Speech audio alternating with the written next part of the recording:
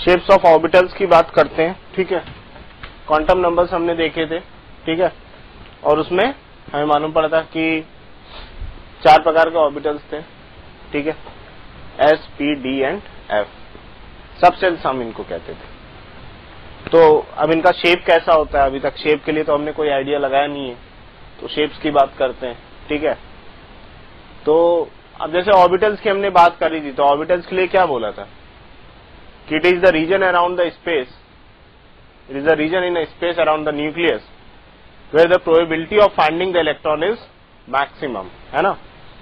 तो ये बात कर रहे थे कि भाई इलेक्ट्रॉन जो है एक पर्टिकुलर ऑर्बिट में नहीं मूव करता है, it is not moving in a well defined circular path while it is present in some region in space where the probability of finding the electron is maximum, है ना। तो वो जो reason है स्पेस में जहां पे इलेक्ट्रॉन को फाइंड आउट करने की या इलेक्ट्रॉन को पाने की प्रोबेबिलिटी मैक्सिमम है, उसको हम ऑर्बिटल्स कहते थे, ठीक। तो एस ऑर्बिटल्स के लिए जैसे बात करें, ठीक है, तो शेप ऑफ एस ऑर्बिटल्स की बात करते हैं।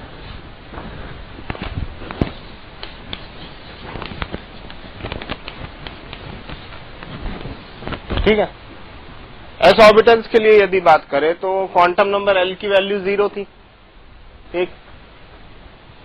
For S orbital the value of L is 0। जब इसकी वैल्यू 0 है तो मैग्नेटिक क्वांटम नंबर वैल्यू क्या हो जाएगी, -L से लेके +L, मतलब -0 से +0, मतलब it will have only one value of magnetic quantum number, that is 0 only, ठीक।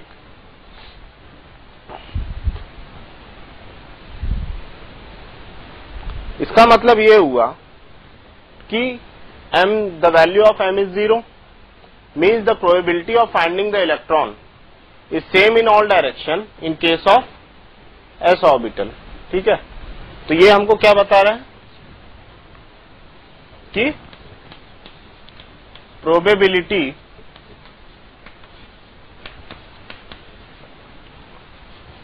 of finding the electron is same in all direction,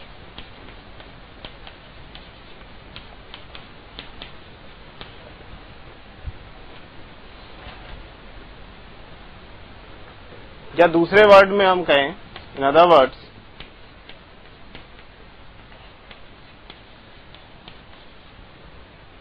the electron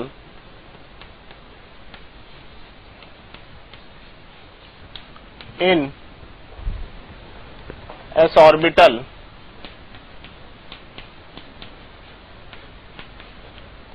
spherically symmetrical,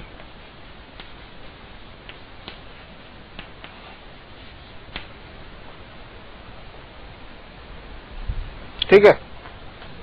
तो क्या बात की कि क्वांटम नंबर ऑर्बिटल एस के लिए, सबसेल एस के लिए यदि हम बात कर रहे थे तो क्वांटम नंबर एल की वैल्यू 0 थी और एम की वैल्यू भी 0 थी। उससे ये मालूम पड़ा कि भाई एम की वैल्यू 0 है, मतलब probability of finding the electron is same in all direction, मतलब न्यूक्लियस से आप किसी भी साइड मूव करो, इलेक्ट्रॉन को फाइंड आउट करने की प्रोबेबिलिटी सारी जगह जो है सेम है। तो इससे कौन से एक चीज और मालूम पड़ी कि भाई मतलब जो है इलेक्ट्रॉन जो है एस ऑर्बिटल में वो स्फेरिकली सिमेट्रिकल एरिया में पाया जाएगा, ठीक है। तो यहां से ये डिफाइंड हुआ कि जो एस ऑर्बिटल्स हैं या एस सबसेल है, इनका जो शेप होता है वो स्फेरिकल होता है, ठीक है। तो ये कुछ इस तरह से ये हमारा न्यूक्लियस हुआ, ठीक है, और यहां पे कुछ इस तरह से रीजन होगा स्पेस का, तो दिस विल बी योर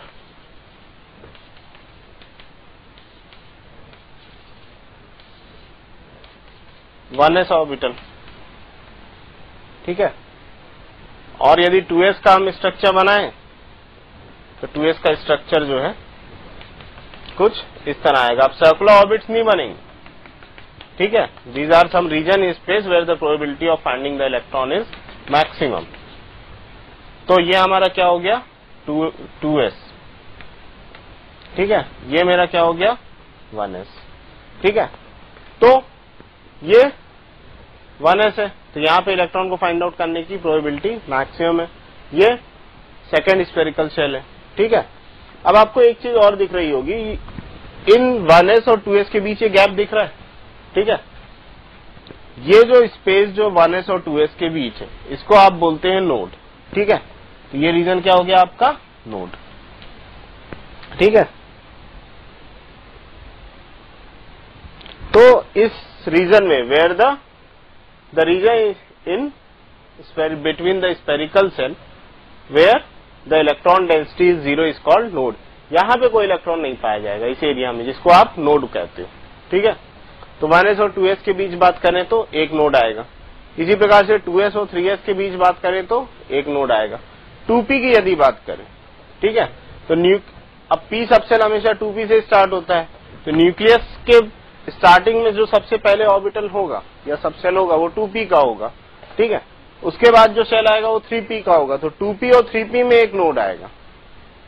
ठीक, अब मैंने बोला कि भाई 4p के बीच तक कितने नोड मिलते हैं आपको, तो 2p से 3p एक नोड मिला और 3p से 4p दूसरा नोड मिल गया। और नोड आपको पता है कि भाई द रीजन, ठीक है, where the probability of electron density is 0। अब p ऑर्बिटल्स के शेप की बात करते हैं। ठीक है, तो जो शेप आ रहा है वो क्वांटम नंबर m की वैल्यू से हमें इसका ओरिएंटेशन मालूम पड़ रहा है कि इलेक्ट्रॉन किस वे से ओरिएंट होगा।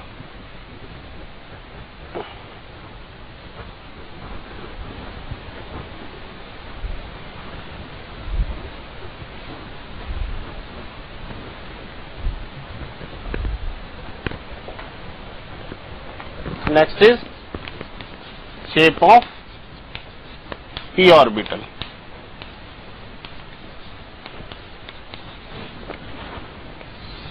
अब p ऑर्बिटल के लिए यदि बात करें तो l की वैल्यू क्या होगी 1, तो m की वैल्यू क्या होगी -l से लेके +l, मतलब -1 थ्रू 0 टू +1, मतलब it will have 3 values of m, -1 then 0 then +1। ठीक है, तो इसको इस वे से रिप्रेजेंट करते हैं px, py एंड pz। ठीक है, तो ये आपको क्या बताता है कि there are 3p orbitals in each p subshell. हर p सबसेल में आपके 3p ऑर्बिटल होते हैं, ये हमने सब क्वांटम नंबर्स में पढ़ा हुआ है।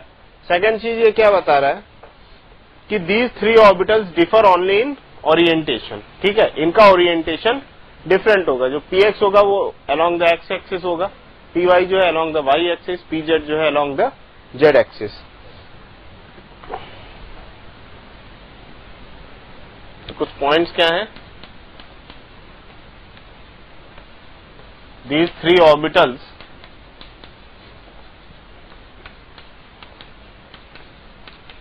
differ only in orientation।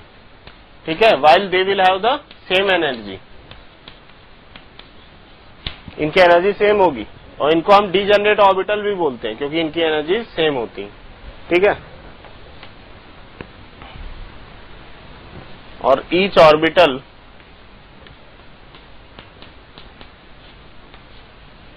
consists of 2 lobes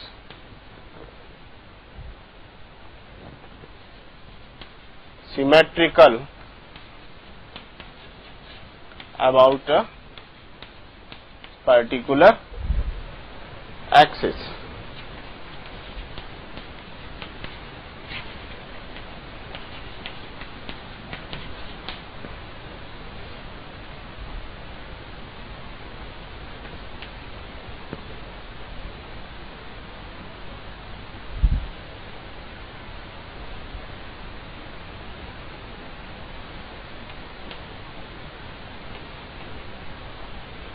ठीक है, अब देखिए, तो ये 3 ऑर्बिटल्स हैं px, py और pz, इनको आप क्या बोलते हैं डीजेनरेट ऑर्बिटल, क्योंकि इनकी एनर्जी सेम रहती है। लेकिन ये किसमें डिफर करते हैं अपने ओरिएंटेशन में। ठीक है, और ये किससे बनते हैं? दे कॉन्सिस्ट ऑफ टू लोब्स, ठीक है, that is symmetrical about a particular axis. मतलब यदि मैं पीएक्स का स्ट्रक्चर बनाऊं, लोब्स जो होंगे वो कुछ इस प्रकार से उनका शेप होता है, दिस इज लाइक लोब्स, ठीक है। तो ये 2 लोब्स बने, ठीक है, दिस इज, ये हो गए आपके लोब,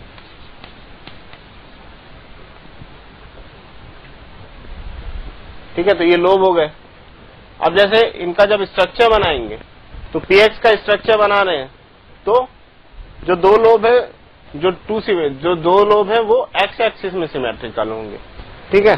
तो जैसे पीएक्स का स्ट्रक्चर यदि बनाते हैं,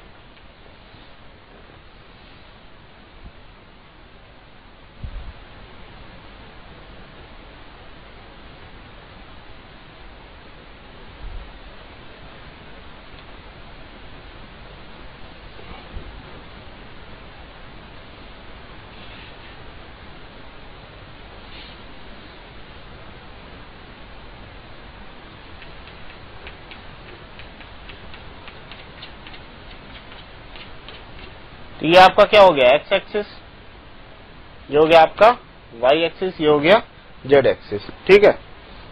तो ये आपका क्या कहलाया? डू पीएक्स ऑर्बिटल, या सिंपली इसको आप पीएक्स ऑर्बिटल कहिए। अब पीएक्स ऑर्बिटल में क्या है? ये जो 2 लोब है ये सिमेट्रिकल है अबाउट द एक्स एक्सिस, ठीक है। अब इस पे नोडल प्लेन की बात करते हैं, ठीक है। नोडल प्लेन की जैसे बात कर रहे हैं, तो नोडल प्लेन की यदि बात करें तो नोडल प्लेन क्या है? नोडल प्लेन वो प्लेन है जहां पे इलेक्ट्रॉन की डेंसिटी 0 होती है, ठीक है। अब यहां पे यदि आप देखेंगे तो एक्स वाई में भी प्रोबेबिलिटी आपको दिख रही है ना, और एक्स जेड में भी प्रोबेबिलिटी दिख रही है, ठीक है। अब इसको सिंपली आप ऐसे एक्स वाई के फॉर्म में लीजिए और जेड को इस तरह से यदि सपोज कर रहे हैं, तो क्या ये वाई और जेड के बीच कोई प्रोबेबिलिटी है, कोई लोब है? क्योंकि जो इलेक्ट्रॉन आपको मिल रहा है वो इन लोब्स के अंदर मिल रहा है, ठीक है।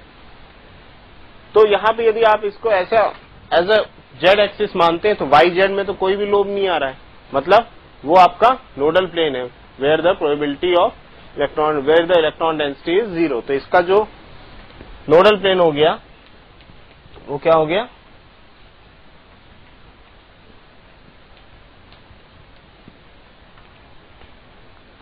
वाई जेड, ठीक है। तो ये आपका पीएक्स ऑर्बिटल का शेप हो गया। आप पी वाई का बनाते हैं, पी वाई का यदि बनाएंगे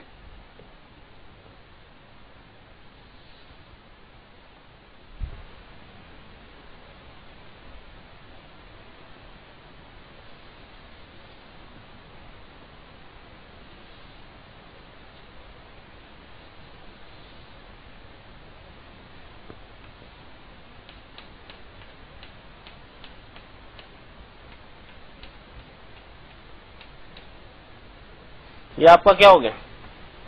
वाई एक्सिस, ये हो गया आपका एक्स और जेड एक्सिस, ठीक है। तो जेड वाई में आपको प्रोबेबिलिटी दिख रही है ना, कि भाई यहाँ पे कुछ चांसेस हैं, एक्स जेड में भी चांसेस है, लेकिन एक्स और जेड में कोई चांस नहीं है, ठीक है। तो नोडल प्लेन इसमें क्या हो गया? ये लोज में इलेक्ट्रॉन मिल रहे हैं, ठीक है, दिस इज द ऑर्बिटल्स। तो एक्स जेड प्लेन जो है आपका नोडल प्लेन हो गया,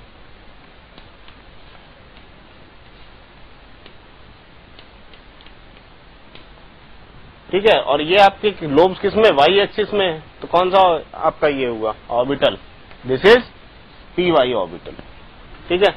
सेम आप जेड का भी बनाएंगे, पी जेड का,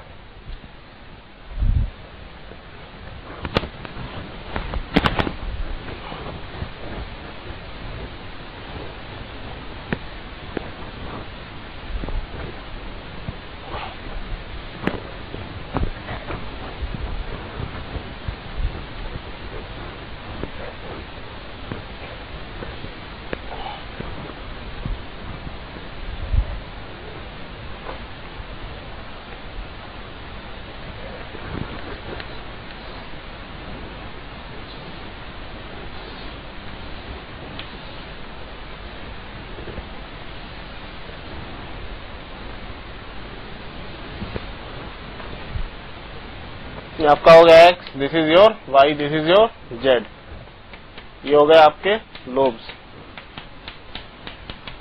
तो ये स्ट्रक्चर आपका किसका हो गया? पीजेड ऑर्बिटल का।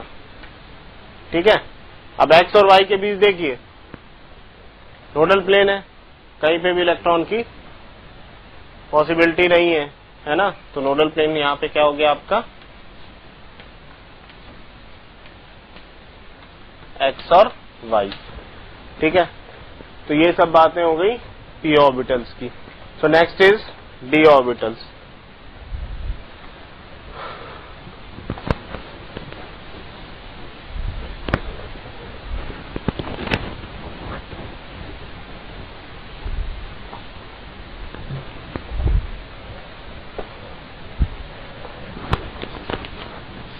अब डी ऑर्बिटल्स के लिए एल की वैल्यू क्या थी? 2, एम की वैल्यू क्या आई है?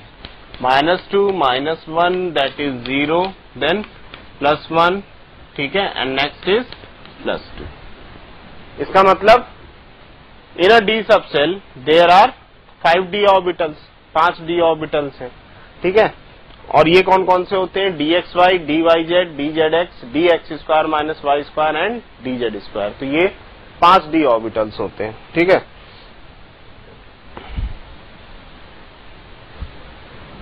तो कौन कौन से हैं? dxy, dyz, dzx। ठीक है, और ये जो ऑर्बिटल्स होते हैं these are projected in between the axis. px, py, pz में क्या था? अलोंग द एक्सिस था, मतलब एक्सिस पे ही लोब्स बने हुए थे, लेकिन ये कहां पे? इन बिटवीन द एक्सिस है।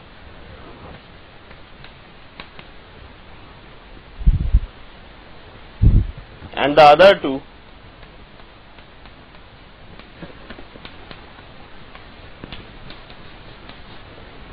बाकी दो कौन से हैं? dz² and dx² - y² lie along the axis।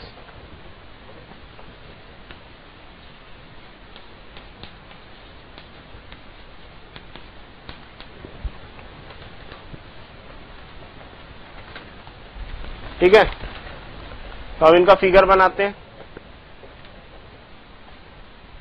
ठीक है, अब पहला अपन बनाते हैं dxy का। क्या बोला? Projected in between the axis, मतलब एक्स और वाई एक्सिस पे इनके लोब्स नहीं होंगे, एक्स और वाई के बीच जो प्लेन है ना, एक्स वाई के बीच में जो प्लेन है उसमें ये होंगे। तो dxy का बनाते हैं।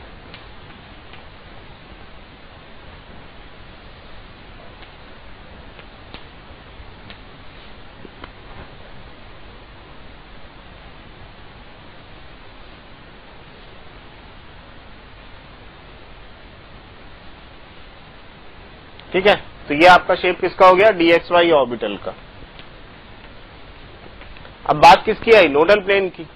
लोब्स तो आपको बता रहे हैं कि भाई लोब्स में ही इलेक्ट्रॉन पाए जाते हैं, है ना, मतलब प्रोबेबिलिटी बता रहे कि भाई this is the place where you can find the electron. अब नोडल प्लेन की यदि बात करूं, ठीक है, तो ये 3D में एक्चुअली यहाँ पे एक जेड एक्सिस यदि ऐसा है, ठीक है, in this way a Z axis is also drawn, तो एक्स और जेड के बीच कोई प्रोबेबिलिटी है? कोई लोब है? नहीं है। तो नोडल प्लेन क्या हो गया? X Z.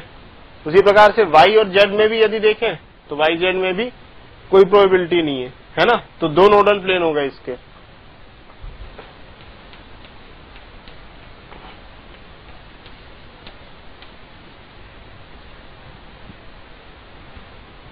नोडल प्लेन कितने हुए? दो। कौन कौन से? X Z and Y Z. ठीक है, नेक्स्ट एग्जांपल लेते हैं डी। सिमिलरली आप किसके लिए बनाएंगे? डी वाई जेड के लिए, डी जेड एक्स के लिए। ये हो गया आपका डी एक्स वाई का।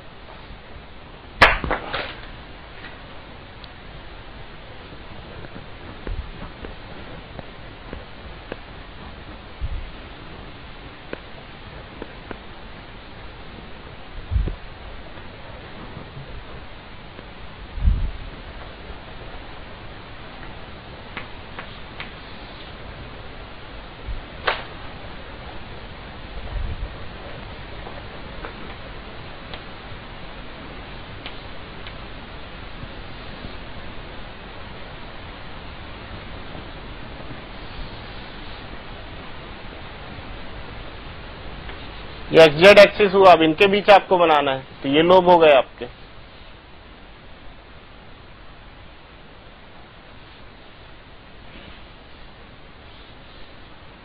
ठीक है, अब यहां पे भी वही चीज, यदि यहां से ऐसे वाई एक्सिस सपोज करें तो एक्स और वाई के बीच नोडल प्लेन है, इलेक्ट्रॉन डेंसिटी 0 है, and the same thing will be there between the Y and Z also.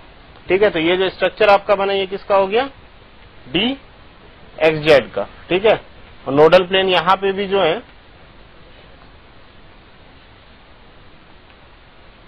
दो हैं, कौन कौन से हैं, एक्स वाई और वाई जेड। ठीक है, दो नोडल प्लेन।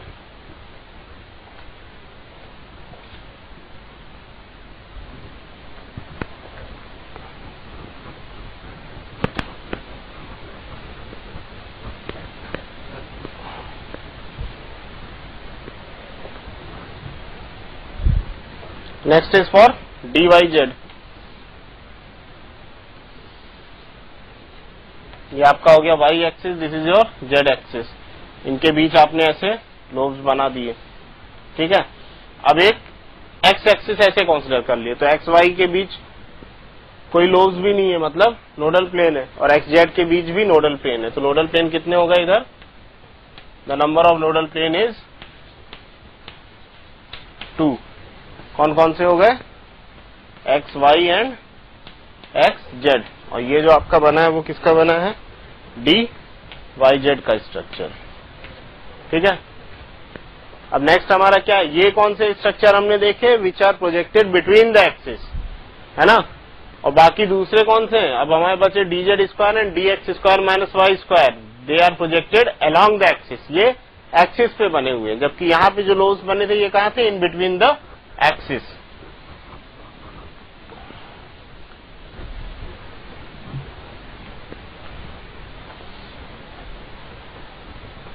अब जैसे D X square minus Y square का बनाते हैं,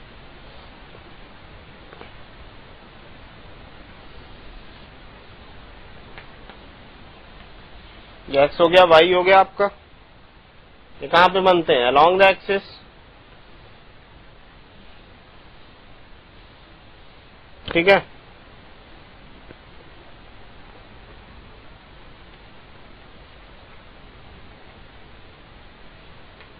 यहां पे जो नोडल प्लेन होते हैं ये होते हैं, इनको आप बोलोगे नोडल प्लेन। ऐसा जिनका कोई नेम डिफाइंड नहीं है, ये स्ट्रक्चर मेरा किसका है, D X square minus Y square, दो नोडल प्लेन होते हैं, इस तरह से हमने डिफाइन किए। ठीक,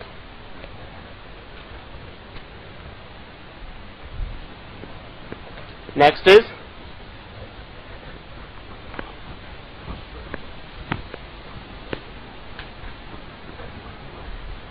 D Z square.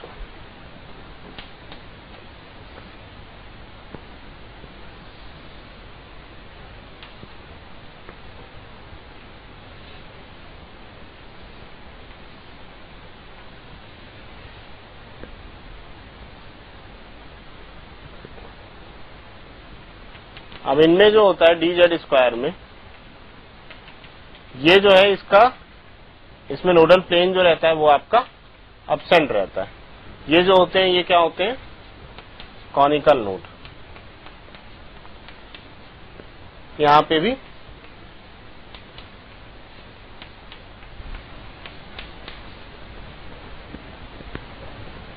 This is your Z axis, ये आपका जो हो गया डी जेड स्क्वायर। इसका जो शेप होता है वो होता है डफ नेट शेप।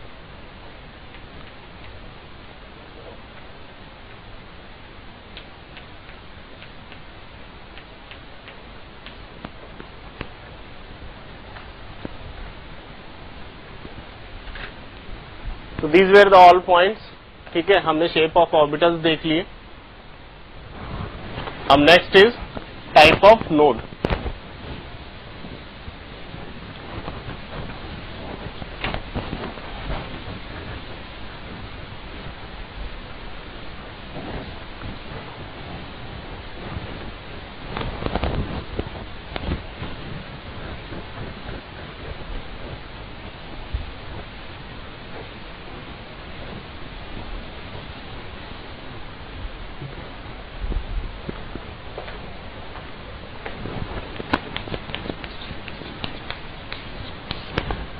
अब नोड्स के लिए मैंने बताया था कि जब this is a region around the space where probability of finding the electron is 0, ठीक है।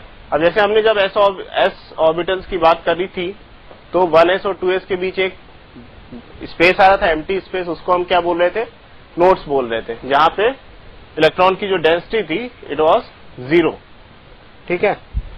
तो डेफिनेशन वाइज क्या होगा इसका,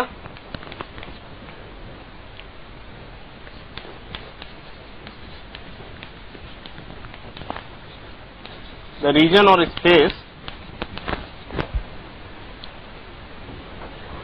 where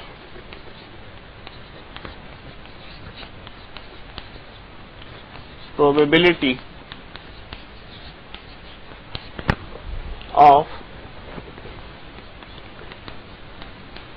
finding the electron is 0। अब नोड्स की यदि बात करें तो 2 टाइप्स के नोड होते हैं, एक होता है angular node and second is radial node, ठीक है। तो first is your radial node,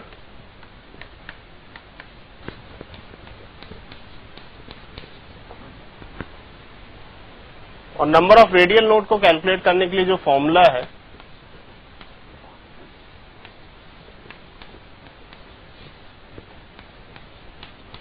that is equals to n minus l minus 1, ठीक है। एंगुलर नोड की यदि बात करें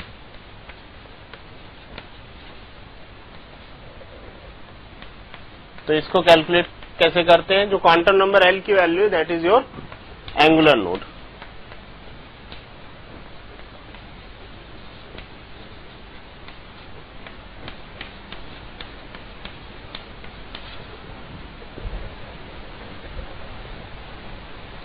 और टोटल नंबर ऑफ नोड्स यदि कैलकुलेट करने हो तो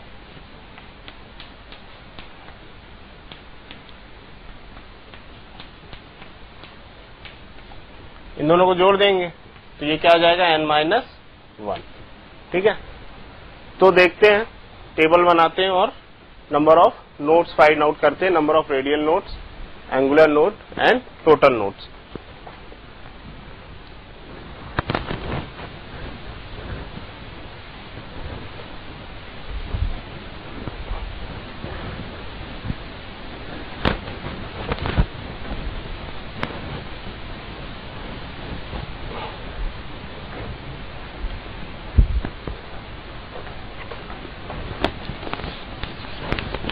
Orbitals, then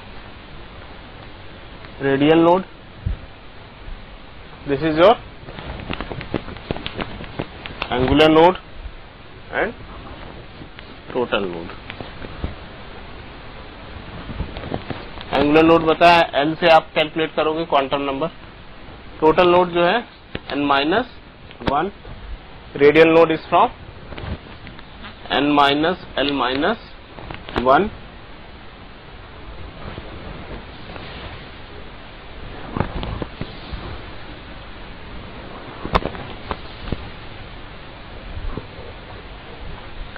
अब 1s ऑर्बिटल यदि लेते हैं तो 1s ऑर्बिटल के लिए n की वैल्यू क्या हो गई 1, l की वैल्यू 0, तो this will become 1 minus 0 minus 1 that is 0, ठीक है। एंगुलर नोड l की वैल्यू यहाँ पे क्या हो गई 0, तो टोटल नोड कितने हो गए आपके n माइनस 1, और n की वैल्यू कहां से आ रही 1, तो 1 माइनस 1 इज 0, क्योंकि न्यूक्लियस से डायरेक्ट फर्स्ट क्या आता है, फर्स्ट सेल आता है, 1s आता है ना, इसलिए बीच में कोई रीजन ही नहीं बचा है जिसके लिए जहां पे नोड प्रेजेंट। 2s यदि लेते हैं तो n की वैल्यू क्या हुई आपकी 2 minus 0 minus 1 is equals to 1, l की वैल्यू क्या हो गई 0, टोटल नोड कितने हो गए दैट इज 1, क्योंकि 2s में यदि बात करें तो 1s और 2s के बीच हमने अभी स्क्वायर भी बनाया था, उसमें देखा था कि एक रीजन आ रहा था जिसको हम नोड बोल रहे थे, ठीक है, जहां पे इलेक्ट्रॉन डेंसिटी जो है 0 थी। 2p के लिए यदि लिखें तो n की value 2 minus 1 that is 0. The value of n is 2, L is 1 and this is 1. तो रेडियल नोड आपके 0, जबकि एंगुलर नोड कितने हो जाएंगे 1. ठीक है, टोटल नोड जो हो गए आपके 0 + 1 is 1.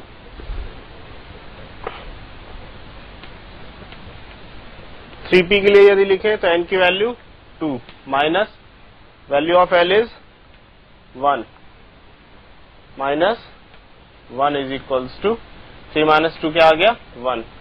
एंगुलर नोड L की वैल्यू क्या आ गई 1. तो टोटल नोड कितने आ गए 2. ठीक है.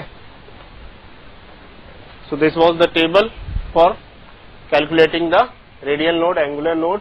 और इस फॉर्मूले से आप किसी भी ऑर्बिटल्स में टोटल नोड कैलकुलेट कर सकते हैं.